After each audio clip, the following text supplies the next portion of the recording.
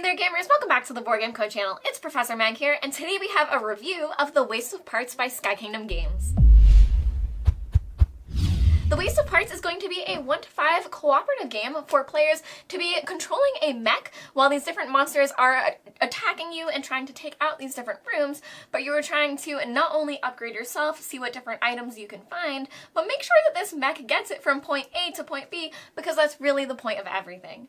Now this is a review of The Waste of Parts, so I would just like to note this is a solo review, which you may not have seen me do on the channel. This is not a paid sponsorship whatsoever, however this prototype copy was sent to us by Sky Kingdom Games, and with that this is a prototype copy in front of me.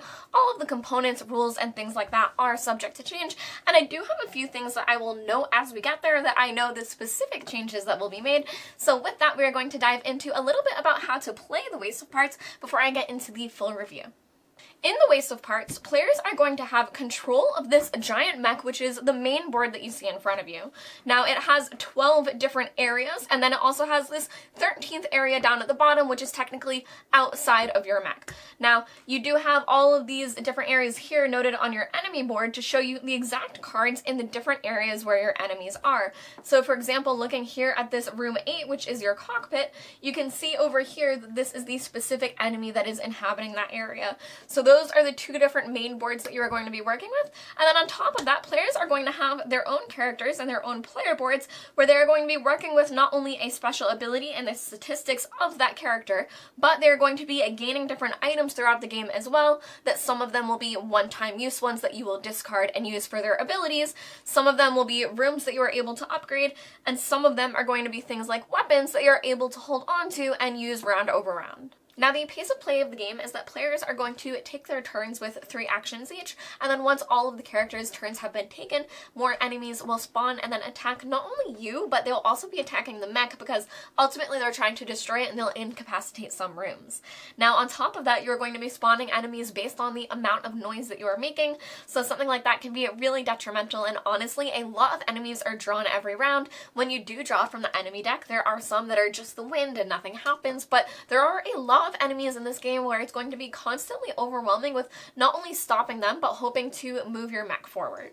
Now, you are trying to travel with the mech a distance of total of 35, so you are trying to move forward, but as you hit certain thresholds, the enemy decks will become stronger and stronger. So at the beginning of the game, you start with a level 1 enemy deck, and once you hit 10, you will have the level 2 enemy deck shuffled in, and then 20, you will also shuffle in the level 3 enemy deck. So the enemies will escalate more and more depending on how far you are able to progress. And one thing to note with everything in front of me is that these are acrylic standees, so you have unique art for all of these different monsters. There are so many included in the game between the different levels, and they will all be coming out as you are experiencing them, as you're getting closer and closer to the end point of the game. Now, there is a whole bunch of characters that you are able to play as in this game, so here is a few just to show you the variety of the game. I highly suggest checking out the link down below for their page to see everything that they have planned, so you can see all of the characters. I do have my favorite one here, the Scout, in front of me, but with that, players are going to have different amounts of action points based on their character, and then you're going to use those points to move around the board, attack the different enemies, and set yourself up in different rooms for certain conditions. So I have laid down all of the standees here so that you can see them a little bit more clearly, but different things that players will be able to do throughout the game is do things such as move, to move over to where an enemy is to be able to attack them, and then all players have a base attack. So when you're attacking, you are rolling a die, and on a 3 up, it is a hit, so you'd be rolling 1 die based on your attack. However, as you get better with certain guns, you'll be rolling more dice. So for example, our sniper rifle would be rolling 2 dice, and this actually has a great ability, which is can be fired at an enemy in an adjacent room. So she actually would have been able to stay here and use the 2 dice to attack from that area.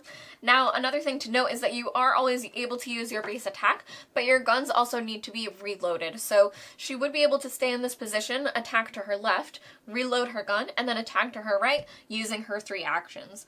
Other things, as I said, you'd be able to do is move around the board, but to give you another example, the Scout's special ability here is once per round, you may move as a free action. Now, there are 2 special abilities at the beginning of the game, and you are able to choose which one you want to use. I preferred that one. But there's also adrenaline rush, which is whenever you destroy an enemy, you may move as a free action this round, which could be used multiple times per round depending on how many you are attacking. Now you will have to go to these different rooms to attack the enemies. This sniper rifle is very unique where it gives you range. Most of the guns in the game are going to mean that you are shooting in that same area just at a better ratio with dice. But if you are in one of these two cannon rooms down here, that's where you are going to be able to shoot the enemies down here in this bottom row. So if these normally weren't here on the board, you have this bottom row, which is outside, and that's where you would shoot to there. Now, other rooms within the mech are very important, such as your engine rooms here. And your engine rooms are going to be how you fire them to move even faster. So that's how you are going to move faster along this track for that round if you choose to do so. However, it is going to create noise. And then there are some general use rooms that when you draw certain cards, you're going to be able to make them even better. So for example, this card was added here, which is the rejuvenation station, which is crew members that start their turn in this room gain 1 movement this round. So that's a really great way for players to want to end in that area, especially if there was someone to fight there that round. And another example here is the medical bay, where you would be able to heal for the turn. Now, one other thing to note is that these 2 cards here are going to be see-through in the final game, where they're going to be placed over different rooms, but you will be able to see through them. But this is inoperable, so this is something that would happen if a monster was able to attack a room and destroy it on you. It would become inoperable, and then you would need to fix it before it was able to be operable again. Another thing that will happen to your rooms is that they can become on fire, and again, this will be see-through in the final game, but you'll be able to have different rooms on fire as well. Now on to the review. So for me, what I definitely liked about this game is I enjoyed the dungeon crawler aspect. I think games like this I definitely gravitate toward, and in a game where you can have multiple different characters that all have unique abilities, I just kind of lean into that, and I lean into the theme of who's helping who and what rooms need what things. So I think that for a dungeon crawler, it definitely does give that feel of having very unique characters, being invested in that character that you have, and really digging into the abilities that you're able to do. One of the other things I really loved was the salvage pile. So you are able to go through this salvage pile, and that's how players are getting those additional cards. So you'll be able to either scrap metal, and that's how you can get them, or you can use that as an action in a specific room where you can salvage. And that's how you'll also be able to upgrade your different characters. So there are some things that are very cool, like grenades, where it's a one-use thing, you get to throw it, use it, and then you get even more items, making your character feel a bit more customized. But then there are certain things like guns where you can just have ones that you really like, and then you'll start leaning toward those things. Now, one thing I will say is that it is mostly guns in this game. I went through the entire salvage deck because at the beginning of this game, I wanted to wait, and I just kept waiting with this character. I was like, I'll wait for a melee weapon, you know, like for like a machete or something, and there's 1 knife in the game. So that's just something that is a personal nitpick, that I prefer a melee weapon. I'm not someone who wants to use a gun in most games, and I stray away from guns. So just know that this is a mostly gun-based game, if that's something that you're sensitive about. Another thing that I really liked is the acrylic standees. So all of these different monsters are very unique, and they're very cool. Like there's even one where there's this guy and he's like a skeleton, but then there's a similar one where it's like 2 splitting out. So I just do really enjoy the art. I think the theme was done really well, and I think the acrylic standees is something that I really hope future publishers lean toward, because I really liked that. Another thing that I really enjoyed about this game is the enemy area board here, where you have the different standees in the main board, but you have their different cards here. Now, I think this is something that could depend on who enjoys that particular playstyle, and some people may enjoy this, where I think others may not enjoy this. So where this is something that I personally liked, it may be something that you don't like, but I liked that tracking system. I felt having all of the cards on that board made it very manageable, and I think when you're playing with multiple people, it helps that one person can actually be moving the standees, managing things on the board, where another person could be checking statistics and things like that to, you know, be double checking things for you and things like that. Now, something that I didn't like about the game is that, as I said, I got very invested in the different characters that you're playing.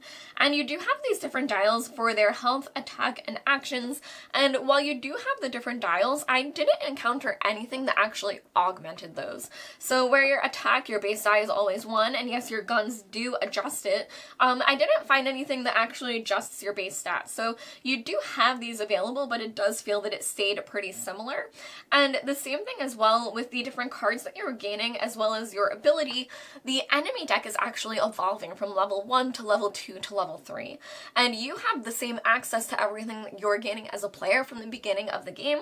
So that's something where I still enjoyed the puzzle of being the characters, and I really liked what my characters were doing, but I didn't get the sense of growing with the game while it was escalating on me. So the game felt it was getting harder, and I felt like I was doing as much as I possibly could, but I didn't feel I was particularly getting stronger than I could have gotten, you know, at the beginning of the game. Final thing that I can see players not liking is how dark this board is. So it is a post-apocalyptic world, and these monsters are coming at you, and these mechs are your only survival to be going across these different lands. And where I did really enjoy both the character art and the art for the different enemies, the board does seem a bit dark, and it does kind of make everything blend in a bit. So even the cards that come out, I do feel like everything was just a bit dark, and I do feel like that hits the theme really well of being post-apocalyptic. But that being said, it made things a little bit difficult sometimes to see, especially which rooms were where. And on top of that, for me, it's just not personally something I love to see.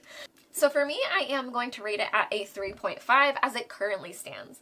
This is a game that I was very engaged with at the beginning. I really dove into my characters and really enjoyed it, but as the game progressed, I wasn't sure if I was feeling like I was escalating like I should with the different enemies, and this is a game that when you were doing a dungeon crawler like this, you want to feel stronger and stronger, like you're able to do that final punch at the end of the game.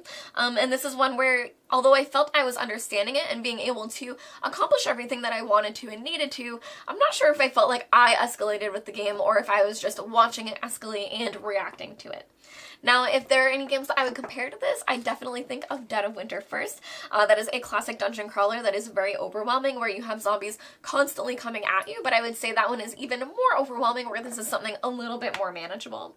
You can check out the link down below for their GameFound campaign for everything Sky Kingdom Games has planned for The Waste of Parts. I've been Professor Meg. Thank you all for watching my personal review, and I will see you all next time on the Board Game Code channel. Bye!